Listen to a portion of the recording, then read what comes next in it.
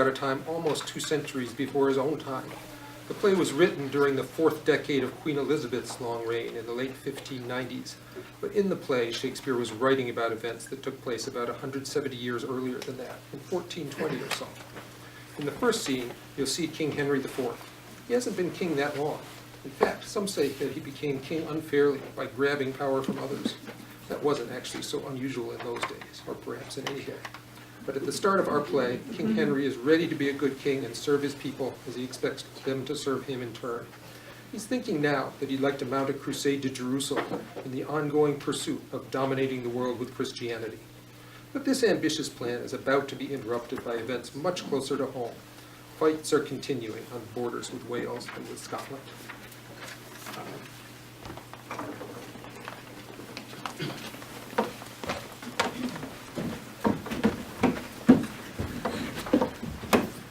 So tired as we are, so one with care, let us find time like a tired animal does, panting, but ready for new battles in lands far off. Yes, my liege. No more shall we spill our children's blood on this soil, plowing war into our own fields. Let us now to the tomb of Christ, and bring the English power to chase those pagans from the holy fields, walked down by Christ's blessed feet 1,400 years ago.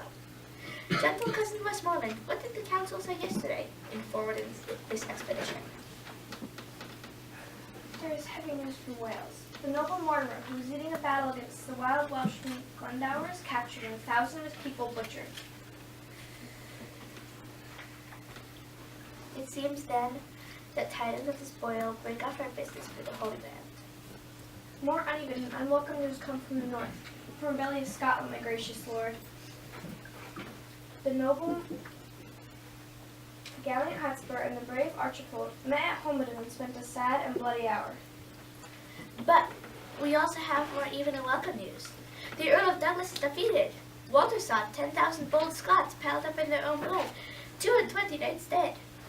Gallant Hotspur took many Scottish prisoners. Is this not honorable spoil, cousin? In faith is a conquest for a prince to boast of. It makes me sad and envious that Lord Northumberland should be blessed with such a son as Harry Percy, the brave Hotspur, while riot and dishonor stain the brow of our own Prince Hal. But what think you of the young Percy's pride? He says I shall have none of his prisoners, but Mordick, Earl of Fife. This is his uncle's teaching. This is Worcester. Worcester means evil to you in all respects. I have sent for Hotspur to answer this. Meanwhile, we must put aside our holy purpose in Jerusalem. We will hold council Wednesday at Windsor.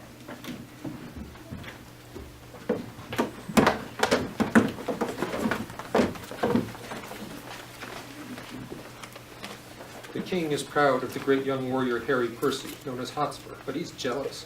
He'd really like his own son, Prince Hal, to be as brave and successful in battle as Hotspur. Prince Hal is a generous, intelligent young man who up until now has shown very little ambition. He likes to have a good time, and in this next scene you'll meet him, along with his friend Sir John Falstaff, an older man who would be considered a bad influence by most parents.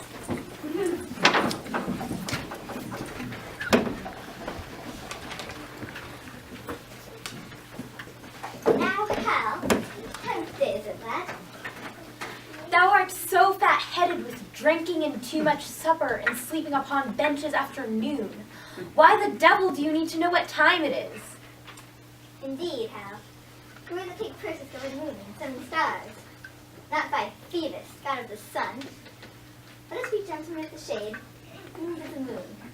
Let men say leaders of good government.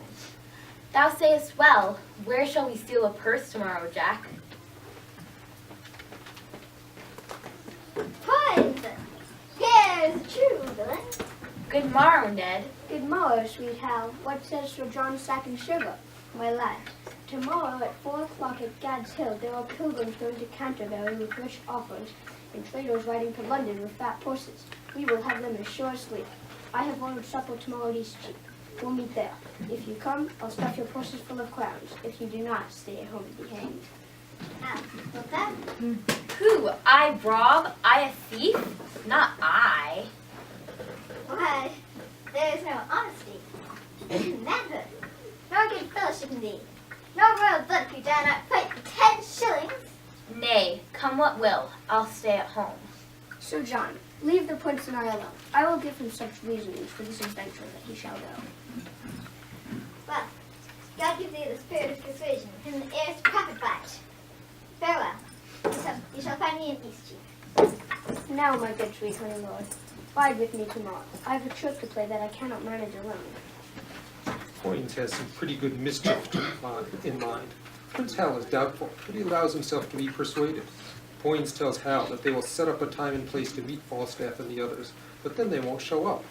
Falstaff will hold up the travelers and steal their purses, but then they steal their money as planned, at which point, surprise, Hal and Poins will attack them.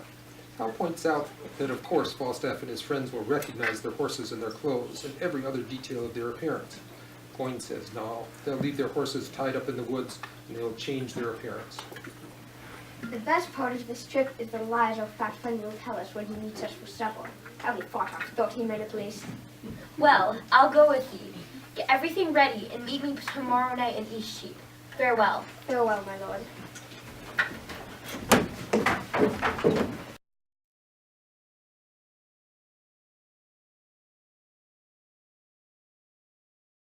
I know you all, and will a while uphold the unyoked humor of your idleness. Yet, in this way, I will imitate the sun, who permits the dark clouds to smother up its beauty from the world. If all the year were playing holidays, to sport would be as tedious as to work. But when they seldom come, they wished for come. So when I throw off this loose behavior, it will show more goodly and attract more eyes. Also offend to make offense a skill, redeeming time when men think lest I will.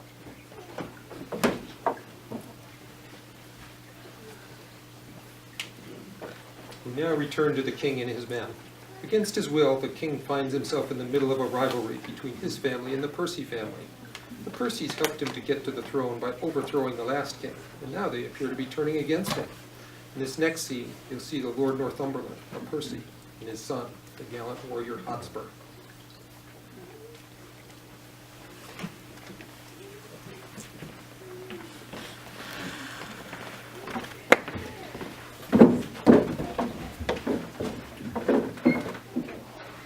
My blood has been too cold and temperate, unapt to stir these indignities. I have lost respect. But you tread upon my patience, and now I will henceforth be myself, mighty and to be feared.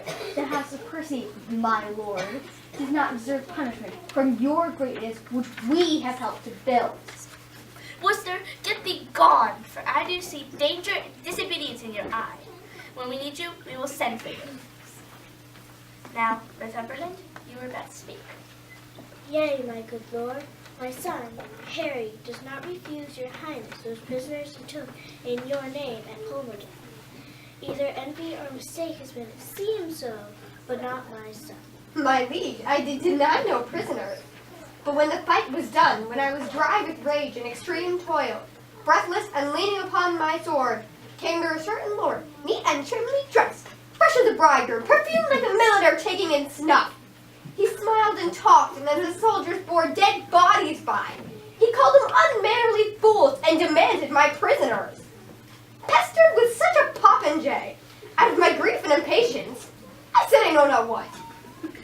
But he does deny me his prisoners, by making them ransom for the foolish Mortimer.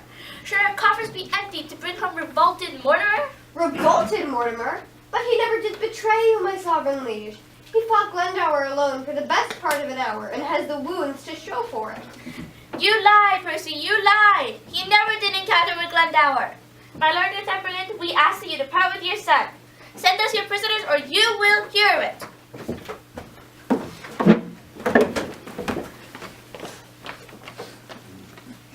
And if the devil roars for them, I will not send them. I shall keep them all. He shall not have a scot of them.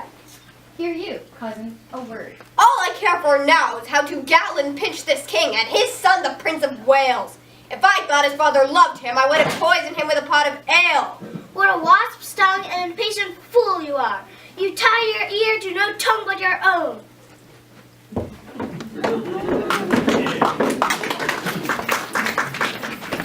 Hotspur's uncle and his father plead with Hotspur to settle down and listen to what they have to say.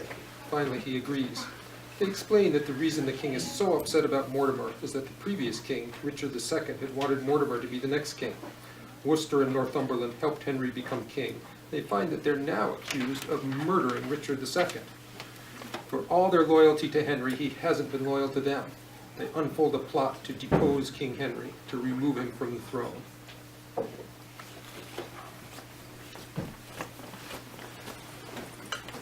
Yesterday, there's a farmer from Kent who had brought with him 300 marks in gold. I heard him tell it to one of his company last night at supper. They were up already calling bread and butter. Sirrah, they will meet with these. Of that we will make sure, or you will have this neck.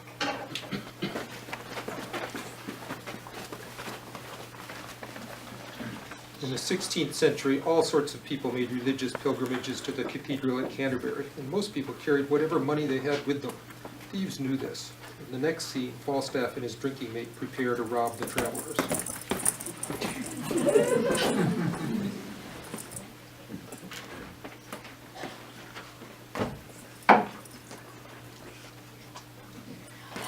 Point! My horse! You rogue! Peace, you fat-kidneyed rascal! How? The rascal points has hit my horse, I know not where! For me, 8 yards of uneven ground is 3/4 miles on foot! And they know it! A plague when thieves can't be true to one another! Peace, fat guts. Lie down, lie thy ear to the ground, and listen to hear the tread of the travelers. Lie down? And do you have any levers to lift me up again? I pray to how. Lead me to my horse. Out, you rogue! Am I your servant? Go hang myself in my own air-parent garters.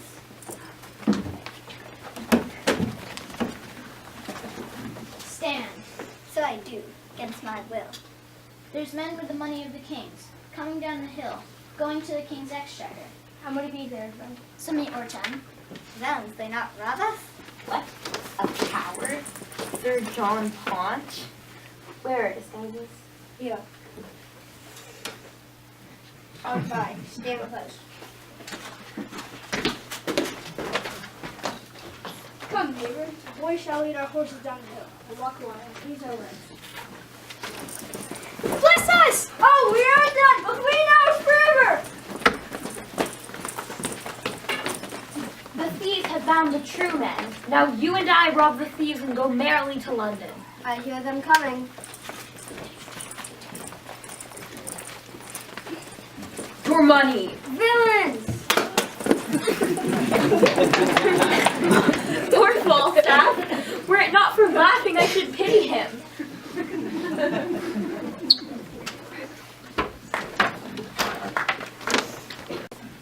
Meanwhile, Hotspur prepares to go to battle again. This scene shows Hotspur at home with his wife, Lady Percy, whom he calls Kate. Hotspur is reading a letter he received from an advisor who thinks his campaign is a bad idea. Hotspur is always ready to ride off for another glorious moment on the battlefield, and Kate is getting a little tired of this. The purpose you undertake is dangerous. The friends you have named uncertain. The time itself unsorted. The whole plot too light for so great an opposition. Oh yes? Say you so? Well, you are shallow and cowardly, and you lie. Oh my good lord! Why are you thus alone? Tell me, sweet lord, what is it that takes thee from thy appetite, and thy golden sleep? In thy faint slumbers I hear murmurs of iron wars and cries of courage. Into the fields some heavy business hath my lord in hand, and I must know it, else he loves me not. Have you my horse? Aye, my lord. My dear husband, what is it that carries you away? Well, my horse, my love. My horse carries me away. Out, you mad-headed ape! Answer me directly, or I'll break thy little finger, Harry. Away, away! I love thee not. This is no world to play with dolls and dabble with love. We must all have bloody noses and cracked crowns. You do not love me? You do not indeed. Come, will you see me ride? When I am on horseback, I will say I love thee forever. But her, Kate, you are good and trustworthy, but you cannot tell what you do not know. This evening I will leave you, gentle Kate, and so far I will trust thee. You will trust me only so far. Not an inch further. But hark, Kate, whither I go today, tomorrow you will go. Will this contempt you? It must.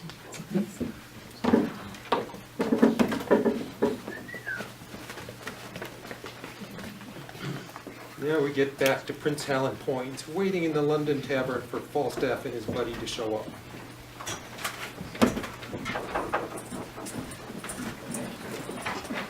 Sirrah, Falstaff and the rest of the thieves are at the door. Shall we be merry? As merry as crickets, my lad. I pray thee, call in Falstaff, call in Ribs, call in Tallow.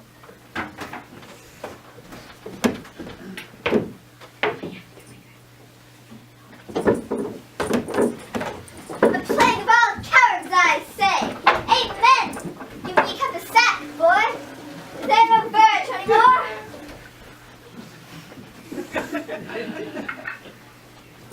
There is lime powder in this sack! But there's nothing but bishop to be found in villainous men!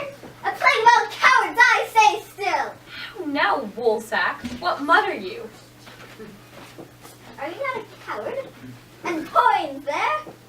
I rose, I have not fought with a dozen men charged together. I've escaped by a miracle. We set upon some dozens, 60 at least, I will. and then bound them, and then 7 fresh men set upon us. And then unbound the rest and come in the other. What, fought you with them all? I know not what you call all. If I fought not with 50 of them, then I'm a bunch of rubbish. Great God, you haven't murdered some of them. Nay, that's past praying for. I've peppered 2 of them, I am sure. 2 rogues in buckram suits. I tell thee what, Hal. If I tell thee a lie, spit in my face. Call me horse. Here's my point. 4 rogues in buckram that drive at me. What for? Thou said but now just 2. 4, Hal. I told thee 4. Aye, aye, he said 4. These 4 killed me, but I made no more ado and took all their 7 points to my target. Thus. 7? There were but 4 even now. These 9 men in buckram I have told you of. So, 2 more already. Their points being broken. They began to give me ground, but I fell close. 7 of the 11. I struck! Oh, monstrous! 11 buckram men grown out of 2. These lies are as monstrous as the father who begets them. Thou clay-brained guts, thou naughty-pated fool! We 2 saw you 3 sit on 3 travelers, bind them, and become masters of their wealth.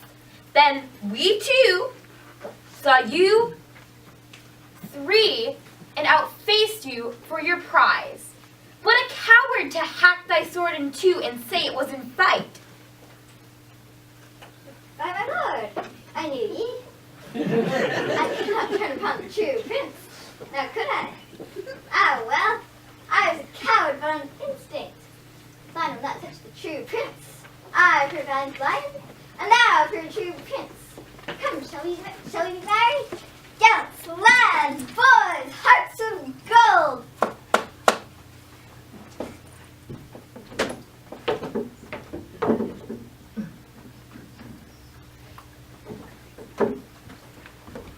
Oh, my lord, the prince. There is a nobleman of the court at the door to speak with you. He says he comes from your father. Send him back again to my mother. Shall I give him his answer? Pray thee do, Jack.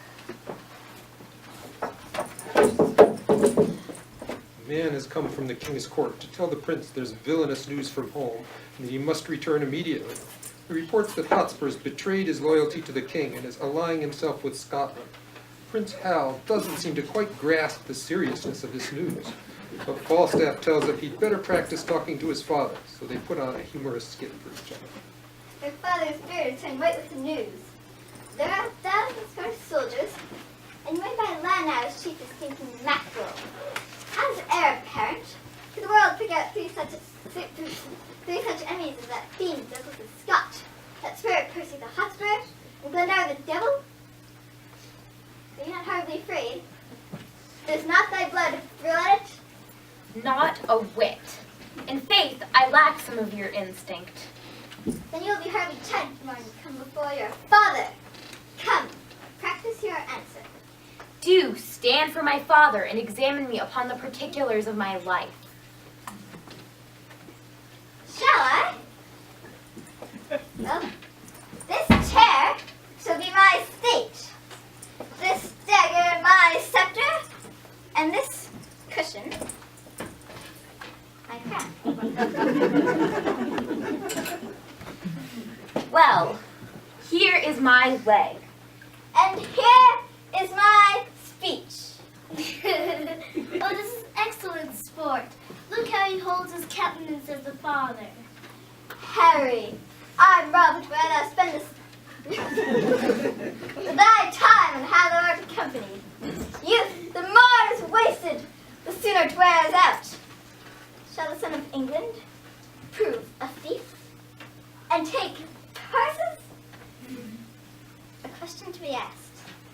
And yet, there is a virtuous man I have often known in thy company, but I know not his name. What manner of man is he, your majesty? A good, portly man, of a cheerful look, a pleasing eye, and a most noble carriage. Now for me, his name is Falstaff. I speak the truth. There is virtue in that Falstaff. Now, tell me, where hast thou been this month? Now you stand for me and I'll play my father.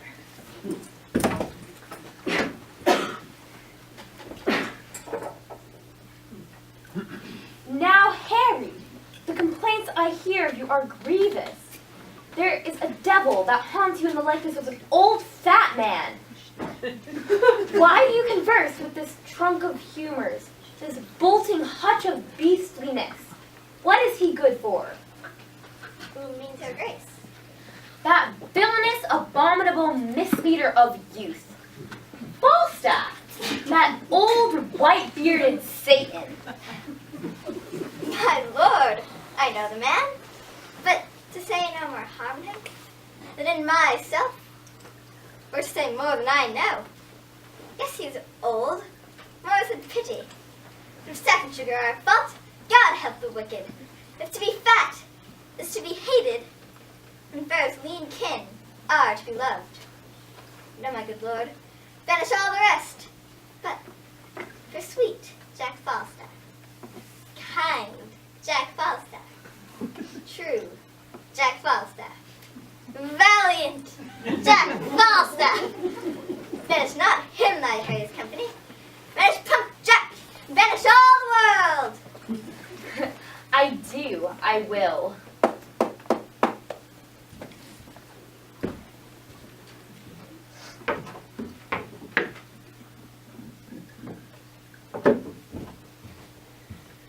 The sheriff and all the watchers at the door. They are come to search the house. Shall I let them in? Go, hide.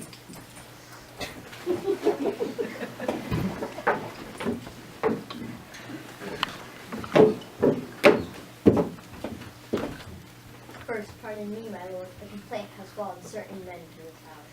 What men? One of them is well known, my gracious lord, a large man. A fat butter. There are two gentlemen, my lord, who have been robbed of 300 months. The man, I assure you, is not here. By tomorrow dinner time, I will send him to answer to you. If he has robbed these men, he shall be answerable. And now we will leave this house tonight, my noble.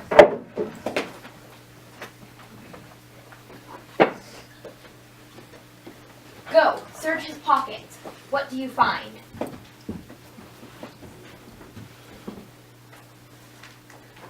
Nothing but papers, my lord. Some bills from the tavern. Let me read these bills and papers. Oh, monstrous! Such an intolerable amount of drink.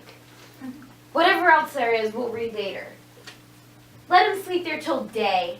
I will go to court in the morning to see my father. We must go to the wars. I will get for this villain a command of foot soldiers. Be with me early in the morning. Good morrow. Good morrow, good my lord.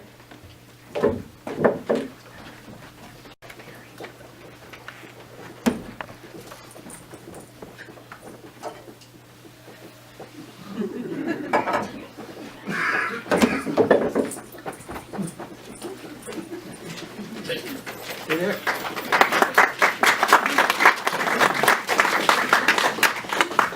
Act 3, the rebellion really begins to heat up. Hotspur and the other rebels are in Wales now, firming up their plot against King Henry. At this point, they're confident that their rebellion will succeed, but they're already squabbling with each other about dividing up the new kingdom. There's a lot of friction between Hotspur and the wild Welshman Glendower.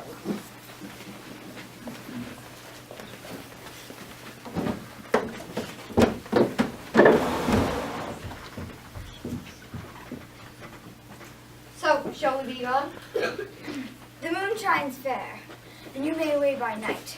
I'll break the news of your departure to thine wives.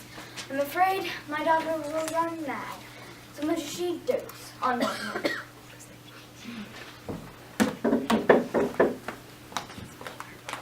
Fie, Cousin Percy, how you crossed my wife's father. Oh, he's as tedious as a tired horse, a railing wife, worse than a smoky house. I would rather live in a windmill far with cheese and garlic than feed on sweets and have him talk to me. In faith, he is a worthy gentleman, but few men have crossed him as you have done. Sir, you put him quite beside his patience. You must learn to know this fault. Well, well, I am schooled. Good manners be your speed. Here comes Glendower. Let us take our leave.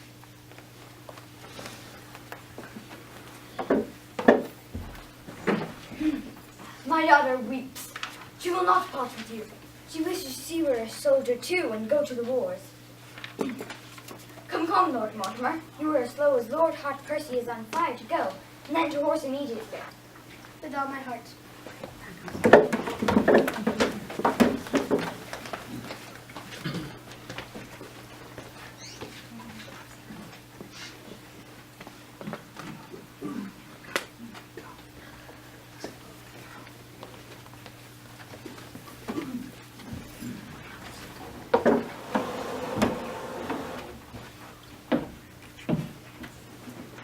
Harry, my son, you are too often in vile company. You have therefore lost your princely privilege, and every eye is weary of thy sight, except mine, which desires to see thee more. I shall hereafter, my thrice gracious lord, be more myself. The peace and safety of our throne is shaken. Are you likely to fight against me under Hotspur's pay, to don his heels and curtsy at his frowns and show me how much you are degenerate? Do not think so. You shall not find it so. I will redeem all of this on Percy's head. In the closing of some glorious day, be bold to tell you that I am your son. How now, good man? Douglas and the English rebels met at Shrewsbury, my lord. A mighty and fearful force they are. This news is 5 days old. Harry, you shall set out on Wednesday next, and Thursday we ourselves will march. Our heads are full of business, that's the way. Advantage feeds him fat while other men delay.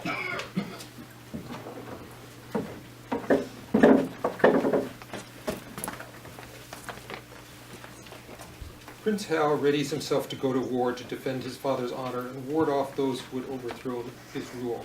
Meanwhile, back at the tavern, Falstaff confronts Mistress Quickly.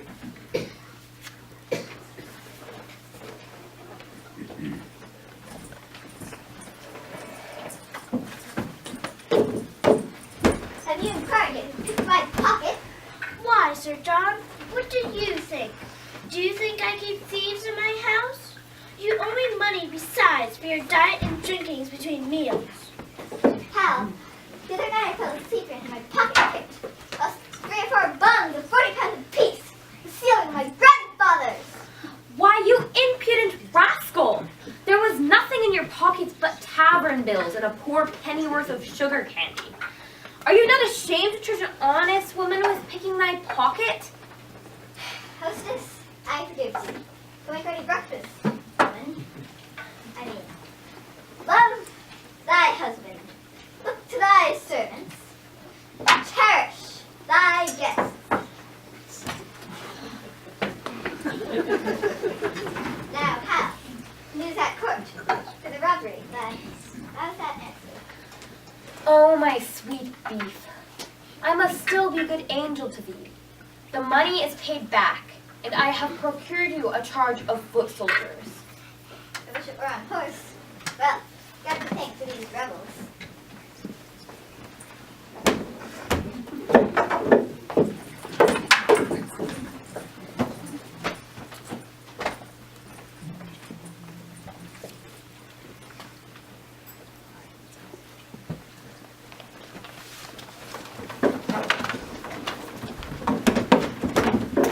Hotspur and the rebel forces. Hotspur's father, Lord Northumberland, is sick, has sent word that they should go on without him. Meanwhile, news is reaching the rebels that the king's forces are much, much stronger than they thought.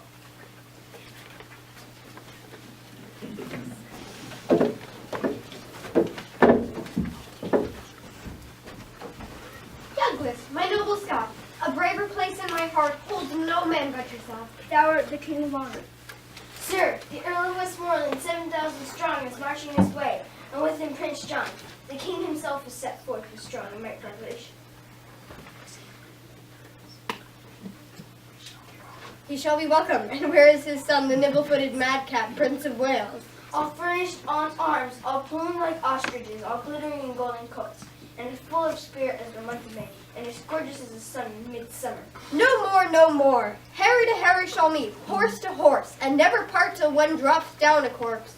Oh, I wish Glendower would come. There is more news. Glendower has not drawn his forces together these 14 days. How many may the king's whole army reach unto? To 30,000. Let it be 40. Doomsday is near. Die all, die merrily.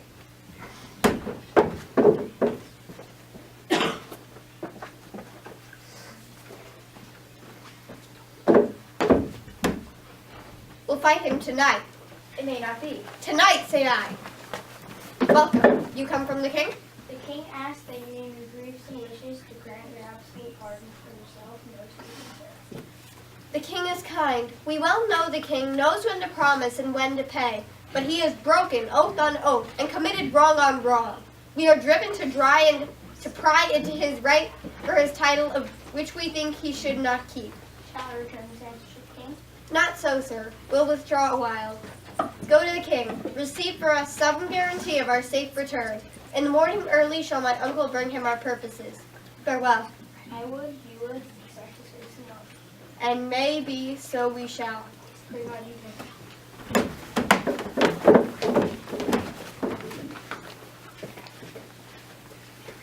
The king does want to make peace, and Hotspur knows that he and his rebel soldiers are far outnumbered by the king's forces. He sees that it would be better to accept the king's outstretched hand.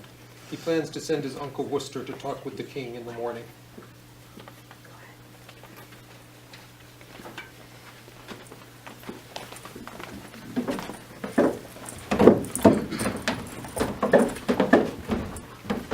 How bloodily the sun begins to appear above yonder hill.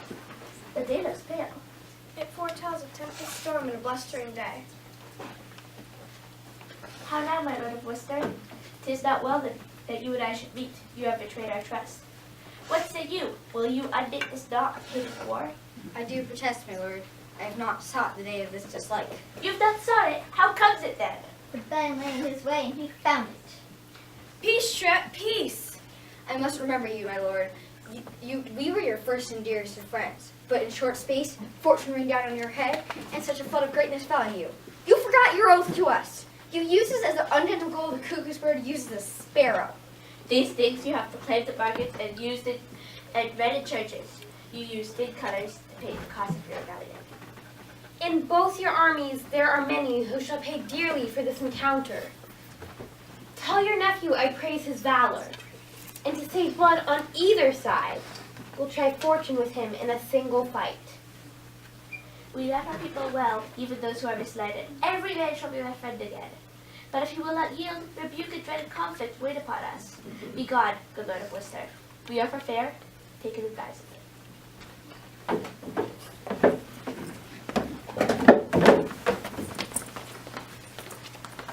Say thy prayers and farewell.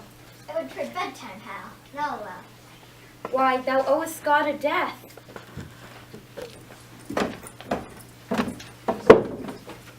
My death is not due yet. I'm not killed before my time. Well, no matter. Honor spurs me on. What if honor kills me off after it spurs me on? Can honor set a broken leg? Or an arm? No. Take away the evil wound? No. Honor has no skill in surgery. What is honor then? A word. Can he who died on Wednesday feel it? No. Can he hear it? No. Honor is mere burying cloth, and I'll have none of it.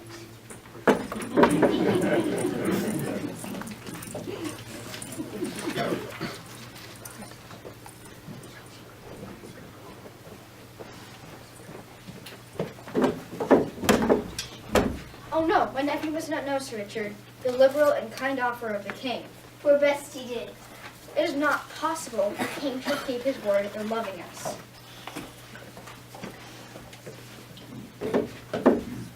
Uncle, what news? There is no mercy in the king. God forbid! Did you beg any? I told him gently of our grievances. He calls us rebels, traitors. Arms, gentlemen, to arms! I have sent a proud defiance to the king, which will surely bring him quickly on. The Prince of Wales stepped before the king and challenged you to single fight. Oh, if only this quarrel lay on our heads alone. Was his challenge in contempt?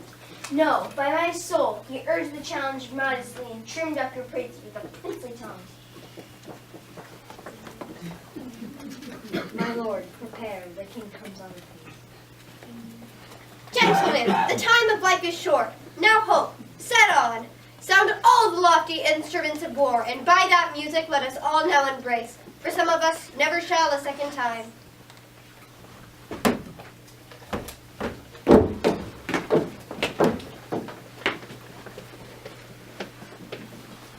Hotspur is afraid now, afraid for his men, afraid for his own life. If only Worcester had told him the truth, that the king intended to make peace, Hotspur would gladly have accepted it.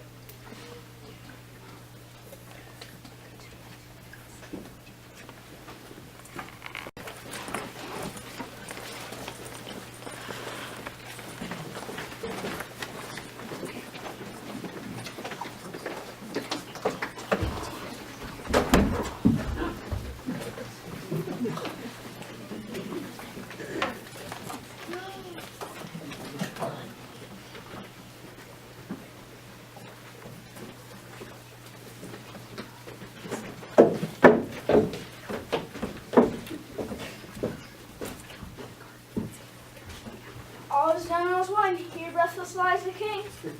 Where? Here. This Douglas?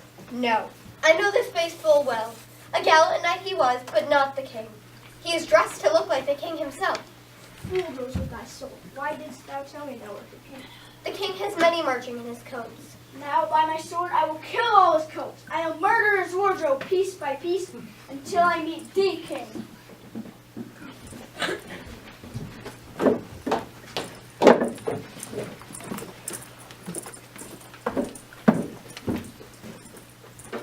Soft? Who are you? There's an honor for you. God keeps lead out of me. I've led my ragamuffin soldiers. They are peppered. There's not 3 of my 150 alive. What? You stand here idle? Lend me thy sword. Oh, Hal, I pray thee give me leave to breathe a while. Great heroes never did such deeds as I have done this day. I have paid Percy. I have made him sure. He is sure indeed, and living to kill thee. I pray thee, lend me thy sword. Nay, before God, Hal, if Hotspur is alive, get not my sword, take my pistol. Give it to me. What is it in the case? Ugh! What is it time to jest and dally now?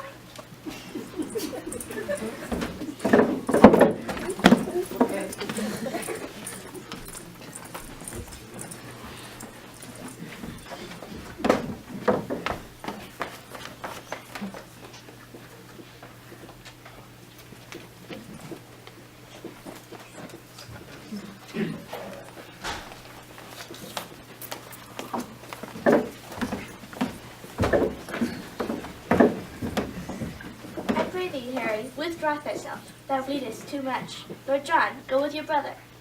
Not I, my lord. The side did bleed too. Come, cousin, our duty this way lies.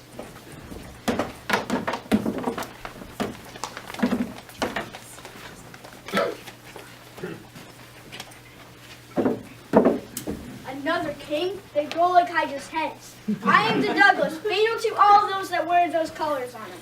What art thou that counterfeits the person of a king? I am the king himself.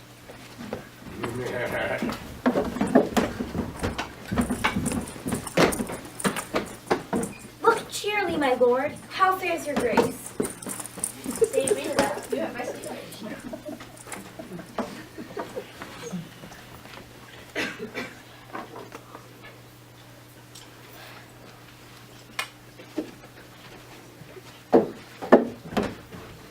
If I mistake not, thou art Prince Hal. You speak as if I would deny my name. I am Harry Percy. I am Hotspur. I am the Prince of Wales, and think not, Percy, to share with me in glory any longer. 2 stars keep not their motion in one sphere, nor can one England have a double reign of Harry Percy and the Prince of Wales.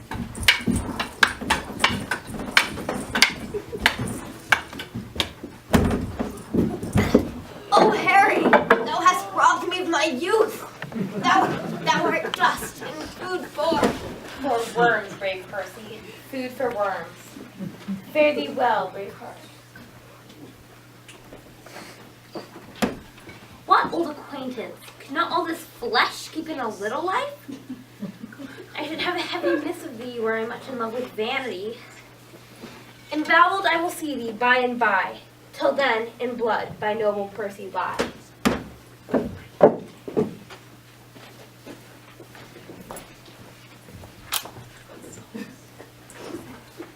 Embezzled? If thou about me today, or if you leave to pair me and eat me tomorrow. No, it is time to counterfeit. The better part of valor is discretion, in which better part I have saved my life.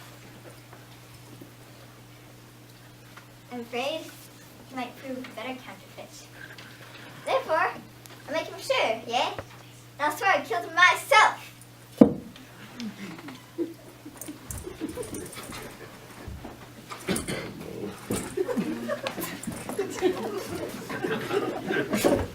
Whom have we here? Did you not tell me that this fat man was dead? I did! I saw him dead, breathless and bleeding upon the ground. Art thou alive, or is it fantasy? I'm not a double man, for I be not Jack Falstaff, and I'm a fool. If your father will do me any honor, good. If not, let him kill the next Percy himself. Why, Percy, I killed myself and saw thee dead. Did you? Lord, how this world given to lying. I grant me I was down out of breath, and so was he. We both rose at an instant upon a long hour by Shrewsbury clock. This is the strangest tale that ever I heard. And this is the strangest fellow, Brother John. Come, Jack Falstaff, carry your luggage nobly on your back. If a lie may do thee credit, I will gild it with the happiest terms I have.